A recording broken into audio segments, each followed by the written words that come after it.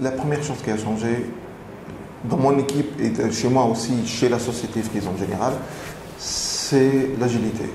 On a appris à être flexible, on a appris à ouvrir l'esprit, à regarder autrement la confection, à essayer de développer des gabarits parfois, des changements dans les machines carrément, mais des choses qu'on ne faisait pas du tout. Par exemple, les box de livreurs, pizza, les box là. Ça y est, on a fait un essai avec des Portugais.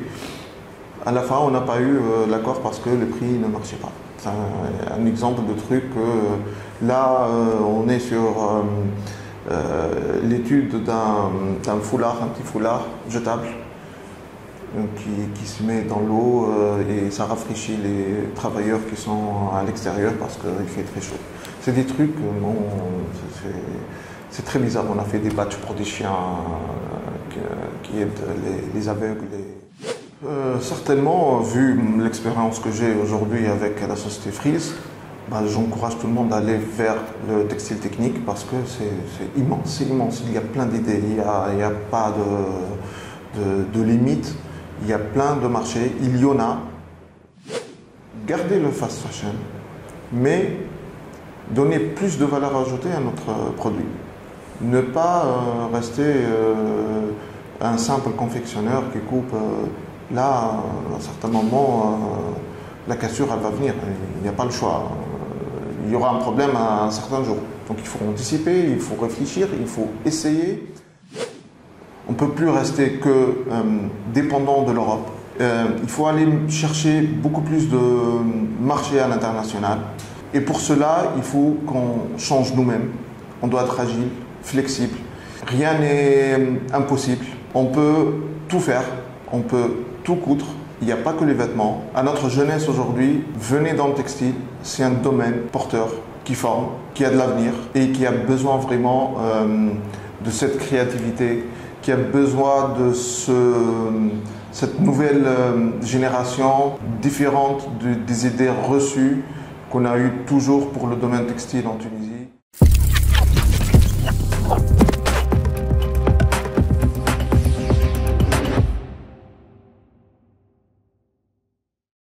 Walid Gaoul, directeur général de la société Freeze Tunisie.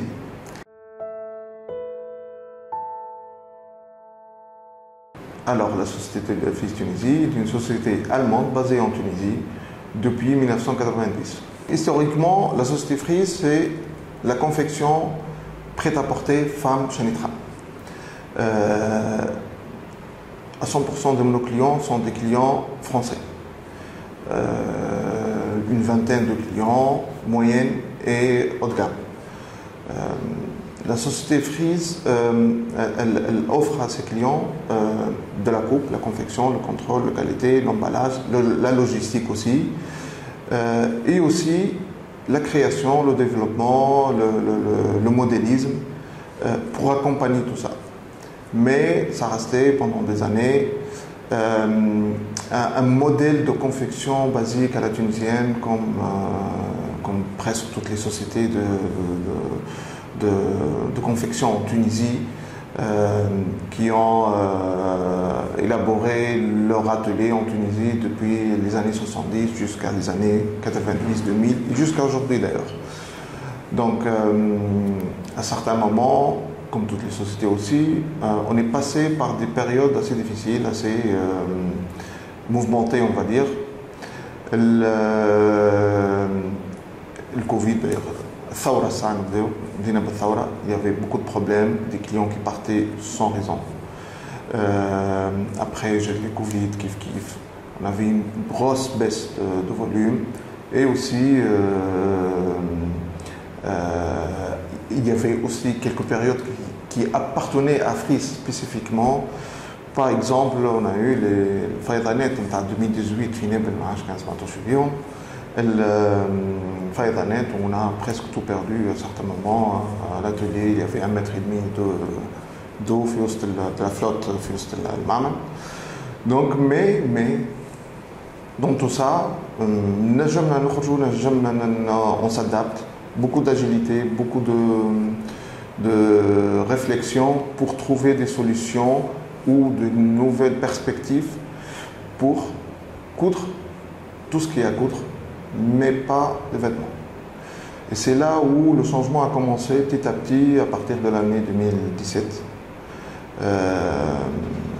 Le changement de la société Fries de confection prêt-à-porter femme à aujourd'hui, on est, ça représente, prêt-à-porter femme, ça représente 2-3% maximum du chiffre d'affaires. On est plutôt des confectionneurs en textile technique. Le textile technique, c'est très vaste. Il y en a plein de choses à faire. Après, les voiles de bateau, le textile dans l'automobile, l'aéronautique, le médical, le paramédical, bâtiment aussi, camping-car, bâche, sport extrême, MotoGP, Formule 1, il y en a plein. Il y en a plein. Et moi, je pense, l'idée elle était là depuis toujours dans ma tête, mais j'ai fait des essais. Je n'ai pas réussi toutes, bien sûr. Il y a sur une centaine d'essais de différents trucs. On a réussi à avoir un premier client en bâche de camping-car. Ce n'est pas des bâches avec lesquelles on va couvrir toute la voiture, mais c'est une partie avec des fenêtres, des aérations. C'est assez technique, c'est assez compliqué. Une petite niche qu'on a commencé en 2017. Petit à petit, on s'est développé. On a eu un deuxième client où on fait du bâtiment, isolation thermique dans le bâtiment. Ça, c'est vraiment très spécial. Et ça aussi, c'est arrivé en 2021, juste en pleine crise Corona. Heureusement, ça nous a aidé à transformer un peu la société et avoir plus de commandes, alors que tous les autres, ils peinaient à avoir de commandes vu la conjoncture et les problèmes qu'il y avait principalement en Europe, parce que c'est notre client principal en Tunisie. Jusqu'à aujourd'hui, où aujourd'hui on fait aussi des vêtements techniques. C'est les vêtements de combat militaire. Les vêtements techniques, ça peut être aussi des pompiers, ça peut être aussi du sport, ça peut être plein de choses. Donc nous, aujourd'hui, on fait de l'armée. Des vêtements techniques pour l'armée. Donc c'est à peu près l'histoire et le chemin qu'a pris la société Fries pendant tous ces années. L'idée, elle était toujours là, c'est de chercher un autre marché différent de la prêt-à-porter normale, classique, comme tout le monde la connaît. À la base, c'était pas du technique que je faisais, c'était, on va dire par hasard, que j'ai eu un contact qui m'a parlé un peu de ce domaine que je connaissais pas. Et là, j'ai commencé à creuser et à faire des essais et à essayer de dénicher quelque chose. Mais au départ, c'était plutôt aller à plus d'innovation, plus de création, faire nos propres modèles, donner à nos clients plus de valeur ajoutée par rapport à leur modèle, être une force de proposition, pas seulement des exécuteurs classiques. L'idée à la base c'était ça. Donc, dès le départ, il fallait trouver quelque chose, il fallait diversifier. D'ailleurs, on a essayé de diversifier. On a commencé à faire de l'enfant, de la maille, des polos à certains moments. On a fait les polos de BMW pendant une année à peu près. Donc c'était des essais pour diversifier et profiter déjà, parce qu'on n'a pas parlé des points forts de la société Fries. Lorsque je suis arrivé à la société Fries, j'ai trouvé une structure qui était là, un savoir-faire exceptionnel, polyvalence, une qualité extraordinaire. Donc du coup, il y avait de la matière, il y avait un historique, il y avait de l'expérience énorme dans cette société. Il fallait l'utiliser et ne pas rester figé dans des trucs qu'on sait faire. Et heureusement, hein, parce que les clients avec qui on travaillait pendant cette période, ils sont disparus un par un, il reste un ou deux, pas plus. Donc il fallait trouver une solution. La solution, on a essayé un peu, comme je disais, de l'enfant, qui est un peu différent de la fin parce qu'il y a beaucoup d'exigences de sécurité, des tests chimiques, des trucs un peu, des tests physiques aussi, même pour les boutons, c'est un peu différent. Donc on a développé ça, on a développé aussi de la maille, et petit à petit, avec quelques rencontres avec des gens que j'ai connus pendant mon expérience, j'ai vu une opportunité qui était plutôt adaptée à la société Freeze et que je trouve que c'est adapté à la Tunisie en général, qui est le textile technique, qui nécessite un savoir-faire énorme, une main-d'œuvre qualifiée et qui a une valeur ajoutée énorme par rapport aux clients. Donc on facture mieux, des prix plus élevés et c'est plus de bénéfices, donc plus d'évolution pour la société et pour la Tunisie aussi. Depuis qu'on a eu le premier client de Bâche Camping Car, c'était quelque chose de très compliqué, mais c'était une petite niche, c'était pas des quantités énormes. On faisait ça avec 4-5 personnes. D'ailleurs, jusqu'à aujourd'hui, c'est 4-5 personnes qui font cette partie de testing technique chez nous, chez Freeze. Ce qui a changé, c'est que la première chose qui a changé dans mon équipe et chez moi aussi, chez la société Freeze en général, c'est l'agilité. On a appris à être flexible, on a appris à ouvrir l'esprit, à regarder autrement la confection, à essayer de développer des gabarits parfois, des changements dans les machines carrément, mais des choses qu'on ne faisait pas du tout. C'est des trucs, c'est un réglage, on le fait, ça marche, qualité à la fin, point, c'est tout. On a commencé à créer, à voir d'autres choses, à avoir une autre vision de la confection basique que la société Freeze avait pendant toutes les années depuis 1990. Donc principalement c'était l'agilité, après c'est l'innovation, c'est réfléchir, c'est chercher plus. Il n'y a plus d'impossible. Il y a plus, on faisait des robes, aujourd'hui on fait des bâches pour des voitures. On a cassé la barrière de impossible. On peut tout faire. On va chercher tout, même si ça paraît bizarre au départ. Mais vas-y, on y va. On cherche, on essaye, on fait des essais, on a fait plein de choses. Des choses bizarres de partout. Par exemple, les box de livreurs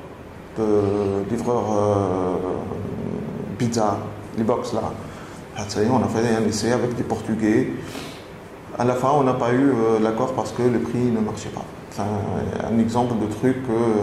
Là, on est sur l'étude d'un foulard, un petit foulard jetable qui se met dans l'eau et ça rafraîchit les travailleurs qui sont à l'extérieur parce qu'il fait très chaud. C'est des trucs, bon, c'est très bizarre. On a fait des badges pour des chiens qui aident les aveugles. Vous savez, là, les chiens avec le truc, il y a des badges. On a fait des badges pour ça aussi. Il y en a plein. Après, les idées, il y en a plein. Des jouets pour chiens, des jouets pour des chats. Donc là, bizarre. Donc par rapport à quelqu'un qui faisait de la couture de vêtements, chemises, jupes, on se retrouve à faire, on s'amusait. Réellement, on s'amusait.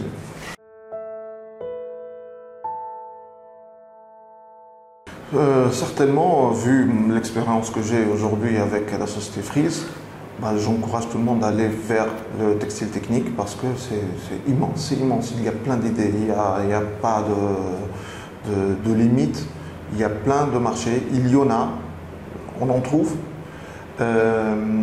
qui nécessitent d'un savoir-faire, qui nécessitent aussi pas que le savoir-faire manuel des ouvriers ou des employés qui font la couture, ça nécessite aussi du développement, des automates, même de la programmation s'il le faut, imaginer de nouvelles machines, transformer des machines. C'est passionnant, c'est différent.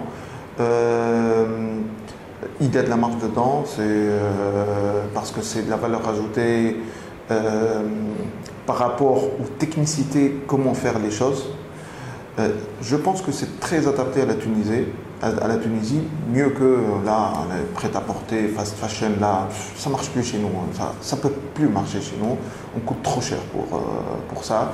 Donc on est en train de se casser la gueule si on continue comme ça, il faut changer. Changer, donc pas que le textile technique, parce que oui, il y a on peut aller au premium, on peut aller au luxe. À la création, pour le développement, la recherche, présenter des collections, faire peut-être aussi notre propre marque et aller vers l'international. Tout ça, je pense que la Tunisie, elle doit s'investir ici, dans ce chemin.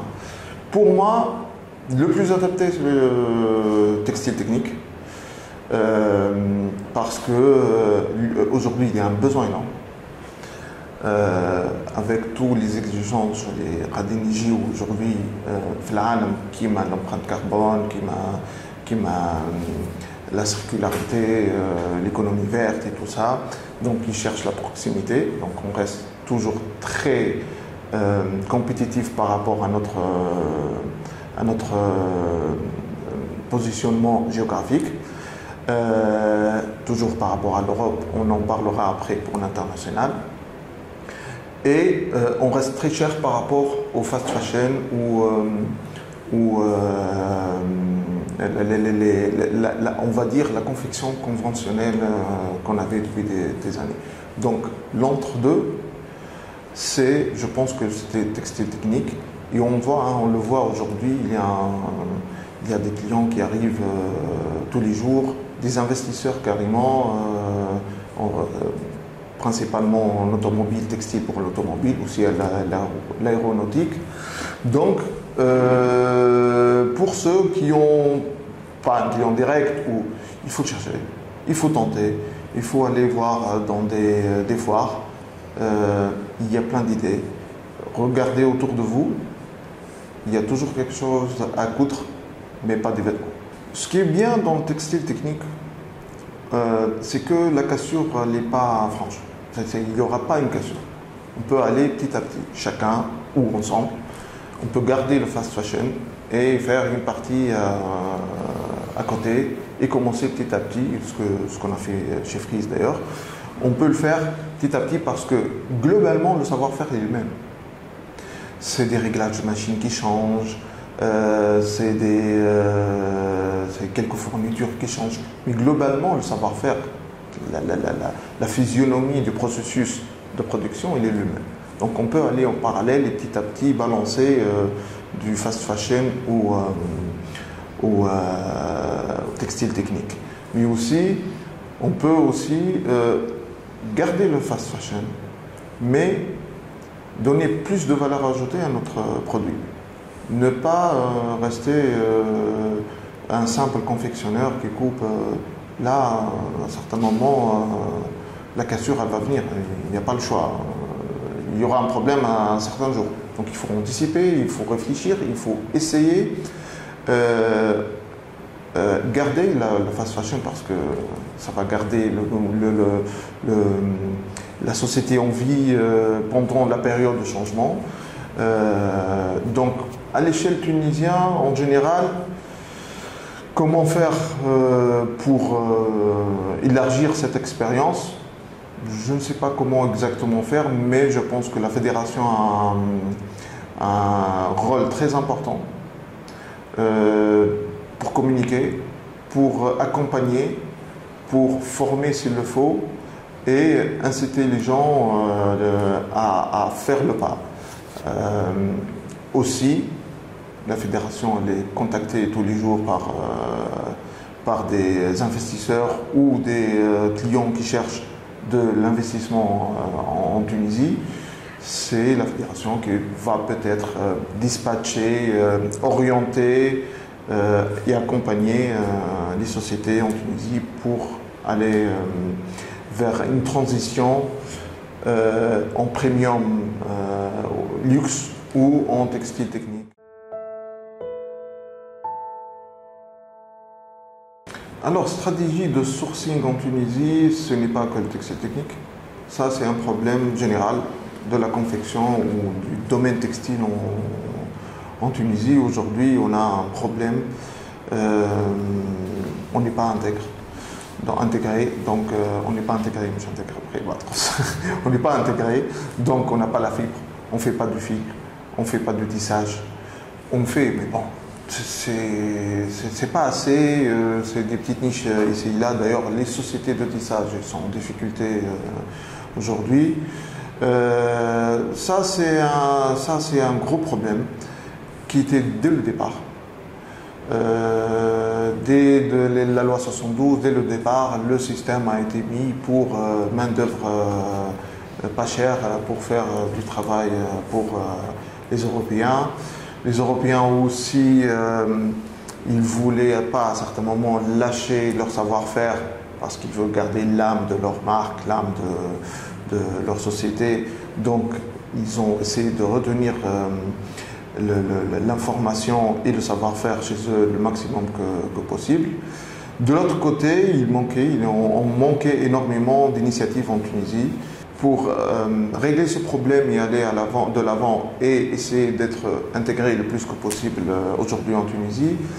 Je pense que l'État a un rôle primordial déjà par rapport au prix de l'électricité, de l'énergie en général, et par rapport aussi à l'accès à l'eau, vu qu'on est un pays où on a un problème d'eau, et aussi la fédération de l'autre côté. La fédération, elle peut faire des consortiums, rassembler des groupes de sociétés, des gens qui sont capables d'investir et de faire un truc ensemble, des technopoles peut-être spécialisés en tissage, en teinture, où on peut, par exemple, la MFCPOL à Monastir, il y a un programme de faire une station de recyclage d'eau. Là, c'est une très bonne idée. Là, on peut aider à faire du textile intégré en Tunisie parce qu'il y aura plusieurs sociétés sur place qui vont faire de la teinture, qui vont faire des tissages. Acheter, grouper aussi la fibre s'il le faut, acheter, grouper le fil s'il le faut, pour baisser les prix, pour avoir aussi un poids par rapport à nos concurrents. On ne peut pas cacher aujourd'hui les concurrents, ils sont beaucoup plus grands que nous, beaucoup plus forts. Ils sont intégrés. La Chine, on n'en parle pas, l'Asie, là, c'est autre chose, mais la Turquie, par exemple, le Maroc aussi, il commence à être très bien. Là, on a l'Égypte qui arrive aussi par rapport aux jeaners. Ils ont en plus le coton sur place. Donc là, voilà, il faut des consortiums, se rassembler, et l'État qui peut faciliter avec des zones industrielles ou des technopoles pour se regrouper, partager les charges pour avoir des prix plus bas et avoir une compétitivité par rapport au marché international.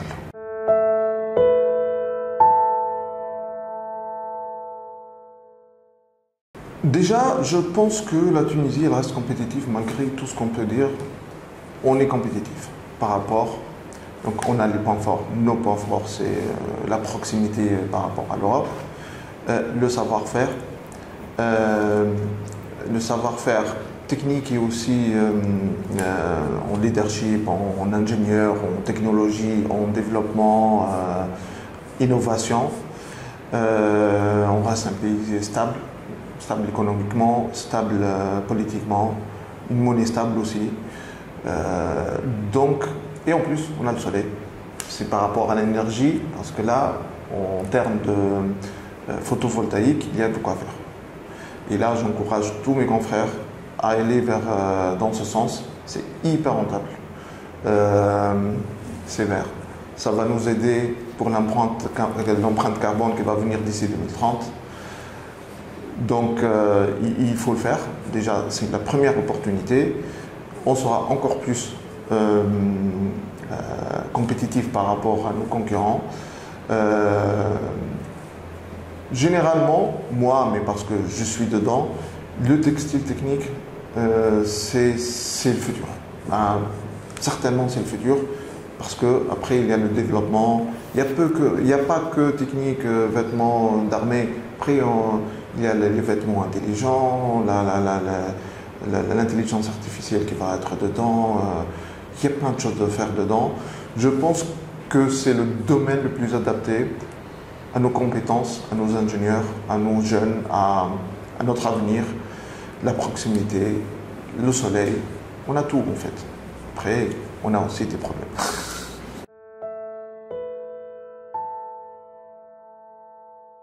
La menace, c'est la guerre déjà.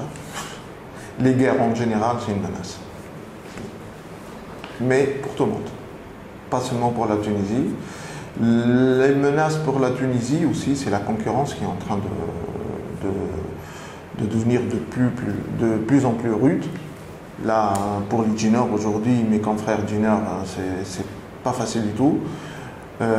Mais quand même, avec beaucoup d'innovation, beaucoup de recherche, beaucoup de valeur ajoutée dans nos jeans, on est toujours là.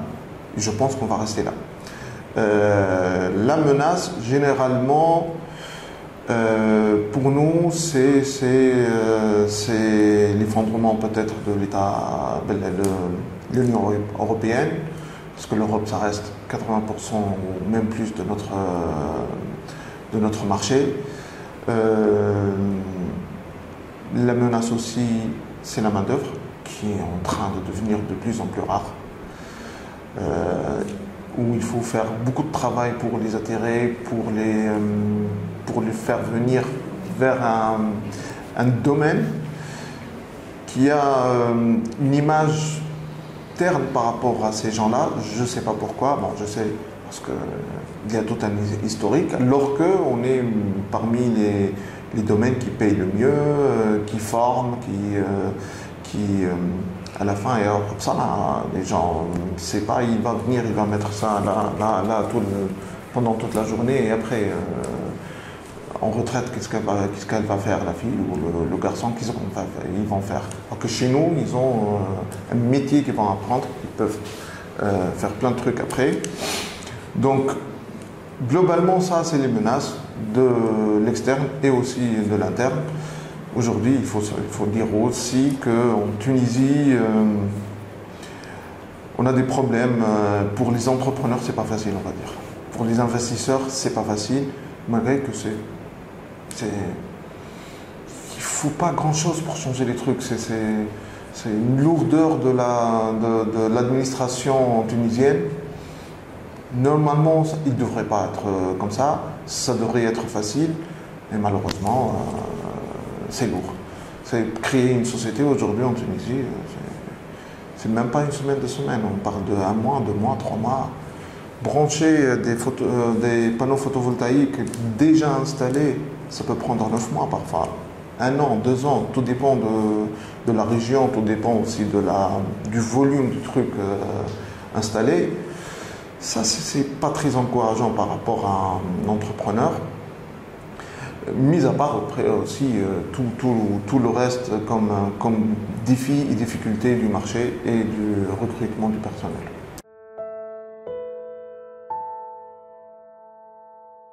Manque d'initiative, on va dire. Un grand manque d'initiative. Déjà, le textile technique n'était pas vraiment très connu en Tunisie, malgré qu'on a des sociétés qui font ça depuis des années. Mais c'était pas très textile. Chez nous, les Tunisiens, c'est confection, vêtements, quelle marque tu fais, avec quel client, quel pays, mais c'est ça. Les gens qui faisaient le technique, il était 10 niches par là, par ici, un peu de voiture, un peu d'aéronautique.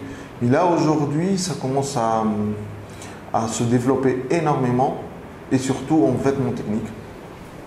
Et c'est là où réellement on a besoin de technologie, besoin de cette jeunesse créative, besoin de cette jeunesse très proche de la technologie, très proche de développement, de digital. Là, ça commence. Et je pense qu'aujourd'hui, il y aura ce changement qui va attirer les jeunes vers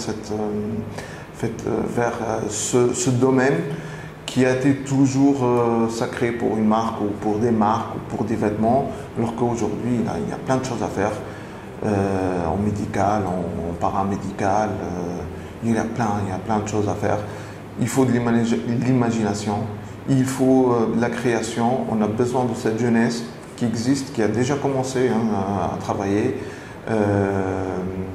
Les ateliers aujourd'hui, on ne voit plus beaucoup de petits ateliers, chefs ateliers, 2, 3, 4 filles. Aujourd'hui, ça se développe. Même les petits ateliers, ils deviennent à 50, 60 personnes et il y a toujours un méthodiste ou un patron jeune qui essaye de trouver des solutions, d'innover. Il faut aller aussi vers la digitalisation de nos ateliers et ça va venir petit à petit. Je suis confiant que ça va venir.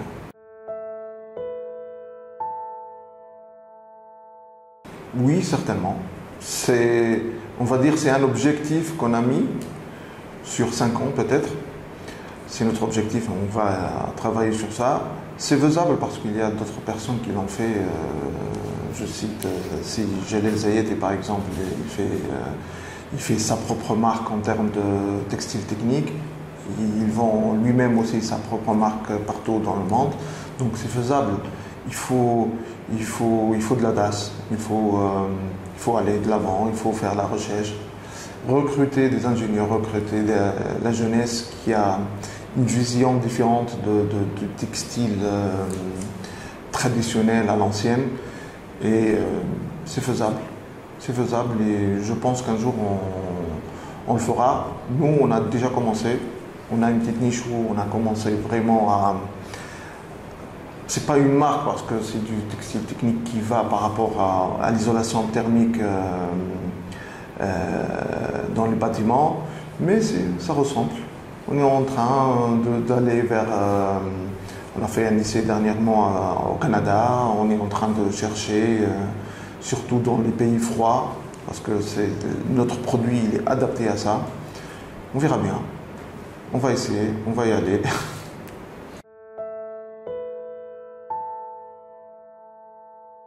Alors,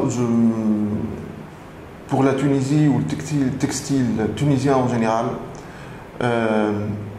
il y a de quoi faire. Le monde s'ouvre à nous. Aujourd'hui, on ne peut plus rester que dépendant de l'Europe. Il faut aller chercher beaucoup plus de marché à l'international. Et pour cela, il faut qu'on change nous-mêmes. On doit être agile, flexible. Rien n'est impossible. On peut tout faire. On peut tout coudre. Il n'y a pas que les vêtements.